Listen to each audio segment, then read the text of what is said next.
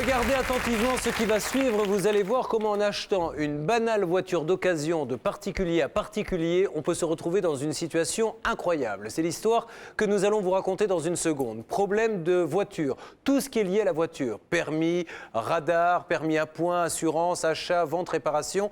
C'est le 0826 107 109 qu'il faut appeler.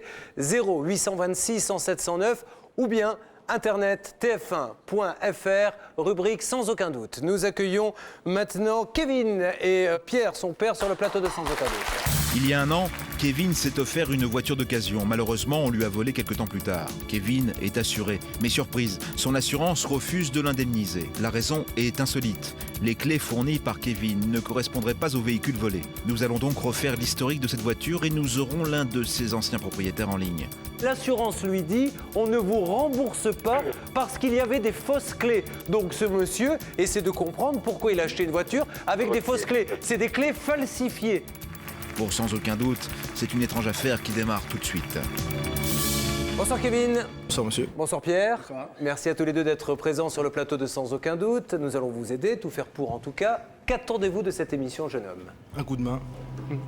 Vous n'arrivez pas à vous sortir de cette situation? Ça va faire un an et non, toujours pas. Alors, c'est une histoire de fou que nous allons maintenant raconter à nos téléspectateurs. Vous achetez donc une petite voiture française d'occasion à un particulier.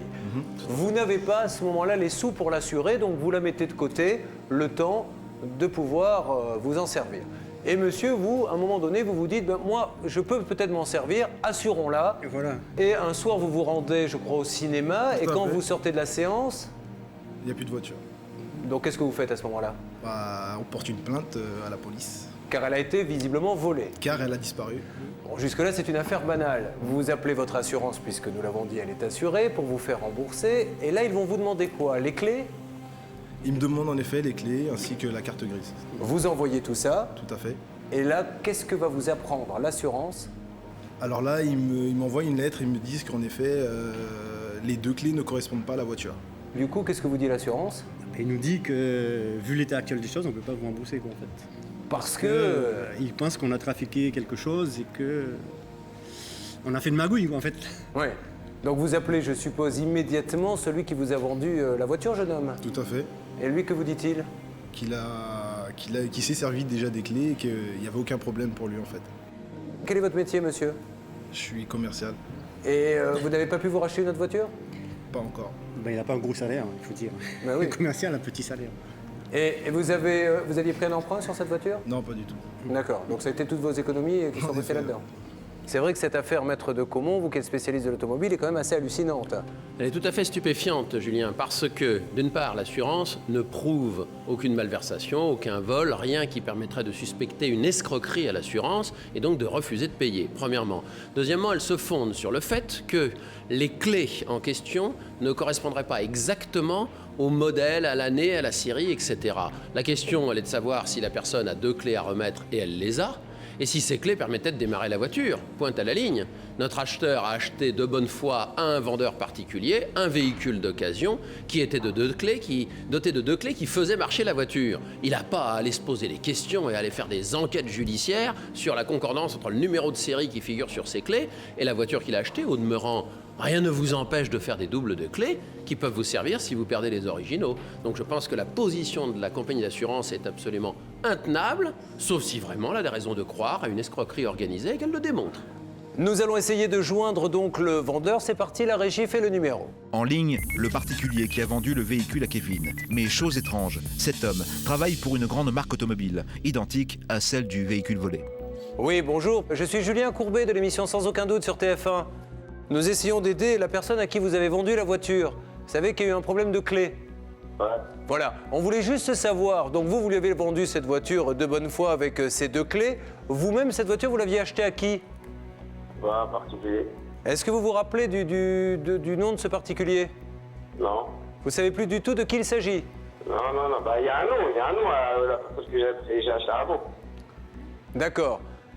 mais vous êtes sérieux là? Vous êtes sérieux là? Oui, oui, c'est l'émission sans aucun doute. Nous sommes sur le plateau avec les avocats qui sont autour de moi et la personne qui vous a acheté cette voiture. Et on essaie de comprendre parce que c'est très bizarre. Vous savez qu'aujourd'hui, on ne le rembourse pas suite au vol de sa voiture sous prétexte qu'il y a des clés un petit peu bizarres. Ah, ouais, donc, ouais, d'accord. Ça, ouais, donc on essaie... J'ai été convoqué au commissariat. L'affaire a suivi son cours. Oui. Et moi, je l'ai acheté à une personne. La personne d'avant, c'est un propriétaire. C'est la même chose. J'avais 2 clés. Les 2 clés, c'est la même chose. J'ai pas eu de soucis pendant la période où j'ai eu le véhicule. Donc après, voilà, c'est tout. Et avant le propriétaire, vous l'avez acheté à quelqu'un, lui-même l'avait acheté neuve? Non, je crois pas. Elle était déjà d'occasion? C'est pas moi le particulier, je connais pas. Moi, j'ai regardé sur une annonce. Alors, Maître Decomont, l'avocat de l'émission. Oui, bonjour monsieur. Lorsque vous avez été entendu par la police ou la gendarmerie, Oui. est-ce qu'ils vous ont demandé si vous aviez des papiers concernant l'achat de cette voiture que vous aviez fait auprès du particulier? Ouais, je crois.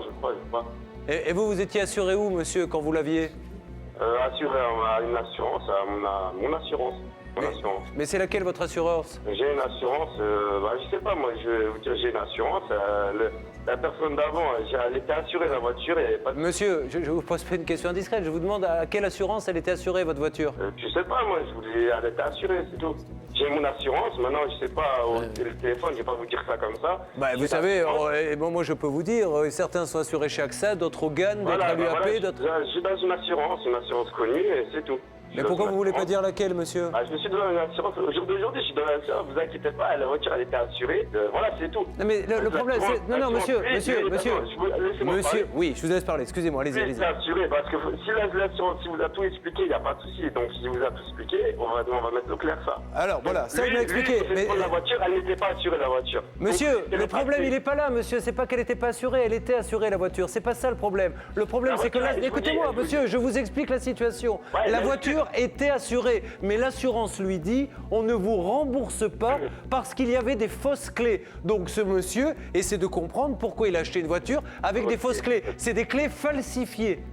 Ce sont des clés falsifiées. Mais là vous me dites ça, là. Je ne vous dis pas que c'est vous, je vous explique la situation. La situation, je la connais. C'est pour ça que je... Et la situation, j'étais au commissariat. Alors, Maître Decomont. Oui, monsieur, vous êtes sûr de ne pas vous rappeler à quelle assurance vous étiez par hasard? Quelle raison je vais vous donner, mais là, apparemment, vous je sais pas... Mais non, parce que, monsieur... Moi, je suis assuré, aujourd'hui, je suis toujours en même assurance. C'est mon assurance, elle était assurée avant. Non, mais je suis sûr que vous savez vous assurer, là je suis pas inquiet pour vous. Je trouve assez surprenant, si vous avez rigoureusement rien à vous reprocher, que vous ne vouliez pas nous indiquer à quelle compagnie d'assurance vous étiez auparavant, parce que ça nous permettrait, puisque vous vous rappelez plus à qui vous avez acheté cette voiture, vous êtes frappé d'amnésie sélective sur le fait de savoir à qui vous avez acheté cette voiture, ne vous inquiétez pas, votre propre assurance, elle se rappelle très bien parce qu'elle a eu les papiers d'achat pour que vous puissiez assurer cette voiture quand vous en avez fait l'acquisition, à qui vous l'avez acheté. Donc si vous n'êtes plus capable de vous rappeler, après tout peut-être que vous n'avez pas gardé les papiers et que vous vous rappelez plus du tout à qui vous l'avez acheté, votre assurance, dont par bonheur nous savons qu'elle est effectivement une grande compagnie d'assurance parce que nous avons un document qui fait apparaître la compagnie en question. Voilà. Pourquoi vous me demandez si vous le savez? Juste pour savoir quelle est votre bonne foi, monsieur. Si vous avez envie de collaborer pour permettre d'élucider cette affaire ou si vous n'avez pas la conscience tranquille. Ce qui est un autre problème. Là, vous êtes en train de me la faire à l'envers. Moi, la conscience, elle est... Et monsieur, on essaie de comprendre. Vous pouvez au moins comprendre qu'il... Attends, vous me dites que je suis de bonne foi, j'ai quelque chose à me reprocher. Vous voulez que je vous dise quoi? Mais on essaie de savoir d'où viennent ces clés, monsieur, c'est tout. Attends, dans l'histoire, je vais au commissariat, je suis convoqué, la personne, j'ai eu des problèmes avec, soi-disant et tout. Je voulais que vous dise quoi, moi? Kevin? Moi, j'ai rien à dire. Qu'est-ce que tu veux que je te dise? Maintenant, j'ai 2 clés, c'est moi qui me retrouve avec... moi, tout ce que je sais, c'est que l'argent, tu l'as pris, tu l'as eu, et que moi, je me retrouve avec rien à l'heure d'aujourd'hui, quoi. Ça, je sais. Ça, tu le sais. Ça, tu le sais, bien sûr que tu le sais. C'est normal. Il n'y a pas de souci. Et à l'époque, attends, il vous l'a vendu combien? Moi, je l'ai acheté 8 000 €. Donc elle valait un peu plus avant quand vous l'avez acheté. Vous l'aviez acheté combien, vous? La même chose, 8 500, un truc comme ça. Et vous avez acheté 8 500 € une voiture en liquide sur un parking? On n'a pas le droit, monsieur, c'est plus de 30 000 Ah ouais, on n'a pas le droit. Désolé, j'ai acheté, dernièrement, j'ai acheté un autre véhicule à 14 000 €, on me les a donnés, mais j'ai pas le droit. Voilà, c'est tout. Oui, effectivement, c'est formellement interdit. Totalement interdit. Ah, bah, Normalement interdit, au-delà de 3 000, c'est pas autorisé. Hein. Faut le savoir. Et je vais vous donner un bon conseil, monsieur. Sachez que dans le cadre d'une procédure judiciaire, vous voyez, quand il y a la police qui s'inquiète parce qu'il y a peut-être un trafic, des vols, des escroqueries, des maquillages de voitures, etc., en général, quand elle fait son enquête et qu'elle voit qu'on a acheté un véhicule totalement en espèces, elle a l'oreille qui se dresse. Elle se dit, tiens, c'est pas très clair cette histoire. Et quand en plus elle voit que le véhicule a été acheté pour des sommes qui sont illégales, parce qu'au-delà des sommes autorisées des 3 000 € pour acheter en espèces, là elle se dit, ça sent de plus en plus mauvais. Ça, moi, je peux pas vous dire, moi je suis pas de la police, je connais rien de ça, mais... Bon, d'accord. Si vous voulez pas qu'il y ait de doute contre vous, un bon conseil d'amis, une consultation gratuite d'avocat. Achetez vos voitures par chèque, et si vraiment vous les achetez en espèces, ce qui est interdit par la loi de la 3 000 €, au moins demandez la pièce d'identité de celui à qui vous l'achetez et gardez une photocopie du certificat de vente avant de l'envoyer à la gendarmerie, lapsus révélateur, à la préfecture. Comme ça, le jour où la gendarmerie vous demandera quelque chose, vous pourrez montrer que vous êtes clair, que vous avez acheté à quelqu'un que vous connaissez, que vous ne demandez qu'à donner son nom et que tout ça est transparent. Comme ça, vous verrez, vous n'aurez plus jamais à être inquiété. Écoutez, monsieur, de toute façon, si vous n'avez rien à vous reprocher, ne vous arrivera rien, ne vous inquiétez pas du tout. Ok. D'accord? Ok. Au revoir. Au revoir. Nous allons nous tourner maintenant vers l'assureur. C'est parti, la régie fait le numéro.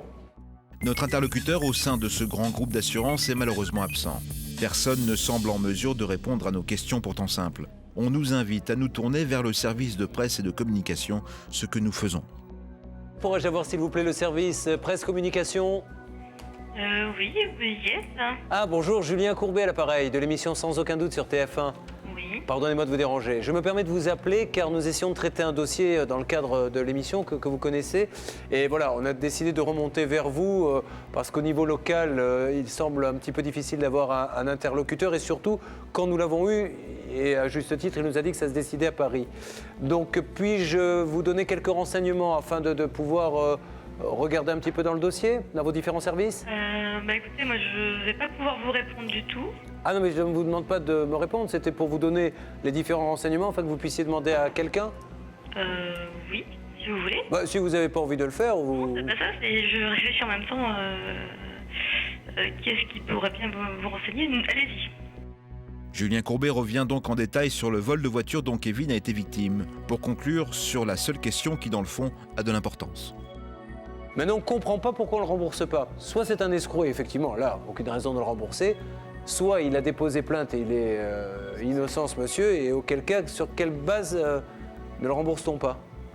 Ok, moi je peux pas vous répondre. Je comprends bien. Moi je fais de la com interne, donc... Ah, excusez-moi, j'avais demandé les relations avec la télé au standard. Vous essayez de faire passer le message? Réponds. En revanche, oui, je peux essayer de faire passer le message, essayer de trouver la personne qui peut vous répondre et faire passer le message. Bon, je vous passe quelqu'un qui va vous donner tous les numéros, comme ça on peut se joindre à n'importe quel moment, demain même, ou ce soir si vous le voulez. Je vous passe quelqu'un. Merci beaucoup, madame. Je vous en prie. Au revoir. Au revoir.